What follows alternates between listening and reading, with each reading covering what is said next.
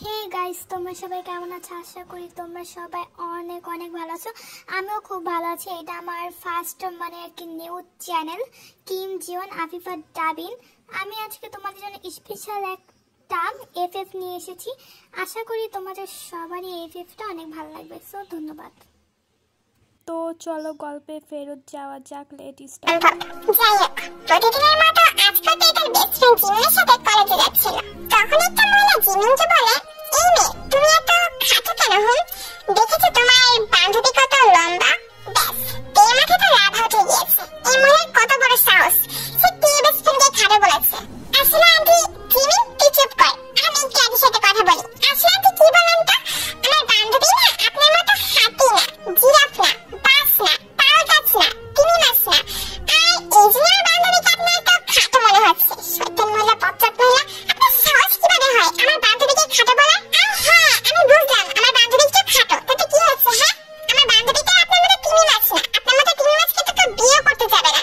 আমি দোয়া করি আপনার ভাইকে এমন একটা স্বামী পড়বে যে পিঁপড়ার থেকেও ছোট হবে। তেরে, তুই একটু চুপ কর। কেন চুপ করবো? হ্যাঁ, কেন চুপ করবো? এই মহিলার কত বড় সাহস, তোকে খাটো বলে? আমার ভুল হয়ে গিয়েছে, আমার তোমার বান্ধবীকে খাটো বলা ঠিক হয়নি। আচ্ছা তিমি মাছ আন্টি, এবারের মতো আপনাকে ছেড়ে দিলাম, কিন্তু আর কখনো যদি দেখি আপনি কাউকে ছোট করে কথা বলেছেন বা কাউকে অসম্মান করেছেন, তাহলে কিন্তু সত্যি সত্যি আপনাকে কোনো পিঁপড়ার মতো ছেলের সাথে বিয়ে দিয়ে দিব। আচ্ছা তিমি মাছ আন্টি, আমরা এখন যাই, বাই বাই। এই কথা বলে তো জিমিন সেখান থেকে চলে যায়। মূলত সবসময় খারাপ কথার প্রতিবাদ করে, কিন্তু ওই যে খারাপ কথা শুনলেই তের মাথায় লাভা উঠে যায়, যার কারণে তের প্রতিবাদ করার স্টাইলটা ঝগড়া স্টাইলে পরিণত হয়। যাই হোক, কলেজ ছুটি হওয়ার পর তুমি যে বাসায় এসে ফ্রেশ হয়ে খাবার শেষ করে ফোন নিয়ে বসে। ফোন নিয়ে ইনস্টাগ্রামে ঢুকে আর দেখতে থাকে টিএক্সটি কোনো মেম্বার নতুন কোনো কিছু পোস্ট করেছে কিনা। তোমাদের আরেকটা কথা বলে রাখি, তুই কিন্তু টিএক্সটি অনেক বড় ফ্যান।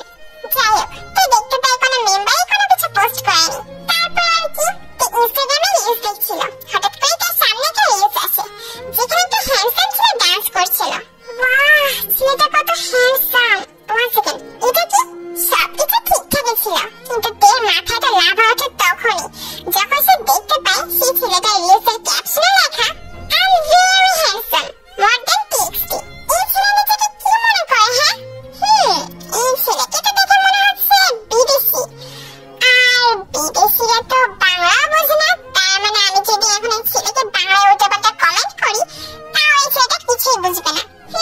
এবার দেখছি, দেখ শয়তান, নিজেকে টিএক্সটি থেকে বেশি হ্যান্ডসাম বলিস, তাই না? এই ছেলের নাম কি? 1 সেকেন্ড, প্রোফাইলের ভিতরে ঢুকে দেখি জাংকুক। আচ্ছা, তো এই ছেলের নাম জাংকুক। জাংকুক জাঙ্ক ফুড নাকি জ্যাকফ্রুট? ফানি। ওকে তে, এখন আর টাইম ওয়েস্ট না করে কমেন্ট করে জ্যাকফ্রুট আবার আসছে টিএক্সটি থেকে বেশি হ্যান্ডসাম হতে। আমি প্রথমবার দেখলাম কোনো জ্যাকফ্রুট নিজেকে হ্যান্ডসাম বলছে, তাও আবার টিএক্সটি থেকে বেশি হ্যান্ডসাম। শখ কত। গুড জব, কমেন্ট করা শেষ, এখন শুধু রিপ্লাই অপেক্ষা। বেচারা তো আমার কমেন্টের কিছুই বুঝবে না। 10 মিনিট পর, ওয়াও, জ্যাকফ্রুট আমাকে রিপ্লাই দিয়েছে। হোয়াট? জানতাম বেচারা জ্যাকফ্রুট কিছুই বুঝবে না। আমি আগে থেকে জানতাম আপনি একটা জ্যাকফ্রুট, আর এই জিনিসটা আপনার মাথার মধ্যে কিছু নেই। জ্যাকফ্রুট একটা। 5 মিনিট পর, ওয়াও, জ্যাকফ্রুট